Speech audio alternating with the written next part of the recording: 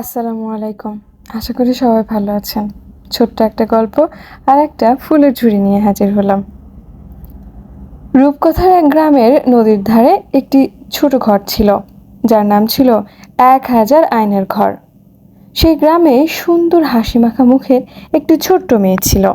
মেয়েটি একদিন তার বাবা মার মুখে শুনতে পায় তাদের গ্রামের আয়না ঘরের কথা। এর আগে মেয়েটি কোনোদিন ঘর থেকে বের হয়নি। সে প্রকৃতি দেখেনি কোনো বাস্তবতাও। তো সে একদিন চিন্তা করলো যে সে ওই আয়না ঘর দেখতে যাবে, কিন্তু একা একা যেতে সাহস না হয় সে তার সমবয়সী আরেকটি মেয়ের সাথে নিয়ে গেল। আয়নাঘরের সামনে হাজির হয়ে প্রথম মেয়েটি ভাবল যে আগে সে ওই ঘরে ঢুকবে, আর সব কিছু দেখে এসে বাইরে এলে তবেই ওই দ্বিতীয় মেয়েটি ঢুকবে।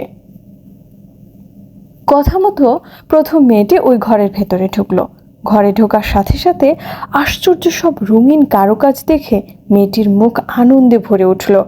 সে আস্তে আস্তে এগোতে এগোতে সেই 1000 আয়নার ঘরে প্রবেশ করলো।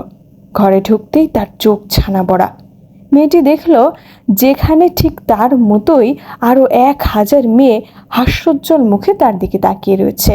সে যা করছে বাকিরাও ঠিক তাই করছে। মেয়েটি এবার সব কিছু দেখে অনেক মজা পেয়ে বাইরে চলে এলো এবং তার সাথীকে সব ব্যাপার খুলে বলল এবং বলল যে এমন সুন্দর জায়গা আমি আগে কখনো দেখিনি। সুযোগ পেলেই এবার থেকে আমি এই জায়গায় চলে আসব। সব কথা শুনে এবার দ্বিতীয় মেয়েটি কিছুটা ভয় ভয় মন নিয়ে ঘরের ভেতর ঢুকলো। ঘুরতে ঘুরতে আতঙ্কিত মনে সেও এবার সেই 1000 আয়নার ঘরে প্রবেশ করলো। ঘরে ঢোকার সাথে সাথে মেয়েটি ভয় পেয়ে উঠল। ভয়ে মুখ ফ্যাকাশে হয়ে গেল, আতঙ্কিত হয়ে উঠল চোখ।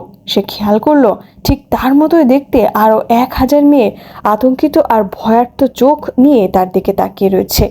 মেয়েটি যেই ভয়ে 2 হাত তুলে বলছে, তোমরা কারা? সাথে সাথে বাকি 1000 মেয়েও হাত তুলে ওর দিকে নজর দিচ্ছে। এবারে মেয়েটি প্রচণ্ড ভয় পেয়ে ঘর থেকে দৌড়ে বেরিয়ে এলো এবং প্রথম মেয়েটিকে বলল, শিগগিরই বাড়ি চলো, এটা খুব বাজে জায়গা, আমি আর কোনো দিনও এই জায়গায় আসবো না। জীবনও একটা আয়না স্বরূপ, আপনি যেভাবে জীবনকে দেখবেন সেও ঠিক সেইভাবে